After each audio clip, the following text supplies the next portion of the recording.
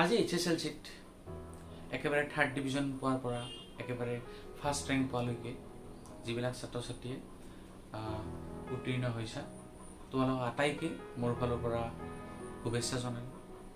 আৰু যিবিলাক ছাত্ৰ ছাত্ৰী ভবামতে ফল নাপালা, মানে যিবিলাকে ভাবিছিলা ডিষ্টিংশ্যন পাম বুলি, তেওঁলোকে হয়তো পালা ষ্টাৰ কৰিলা, বা যিবিলাকে ভাবিছিলা যে মই ষ্টাৰ কৰিম, তোমালোকে হয়তো ফাৰ্ষ্ট ডিভিজন পালা বা ছেকেণ্ড ডিভিজন পালা।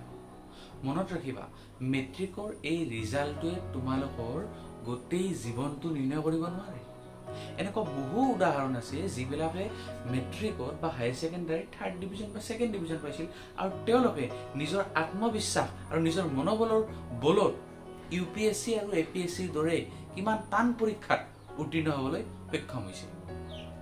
গতিকে মনোবল নেহেৰুৱাবা, আত্মবিশ্বাস নেহেৰুৱাবা। সকলো হেৰুৱাৰ পিছত ইয়েইটো এটা নিজৰ সম্পত্তি আছে, মনোবল আৰু আত্মবিশ্বাস।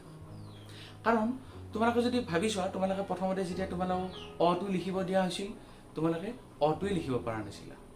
তোমালোকক এটো লিখিব দিয়া হৈছিল, এইটোৱে তোমালোকে লিখিব পৰা নাছিলা। আৰু এতিয়া তোমালোকে অসমীয়া ইংৰাজী লিখোঁতে কিমানবাৰ অ লিখা, কিমানবাৰ ABCD লিখা, তাৰ কোনো হিচাপ নাই।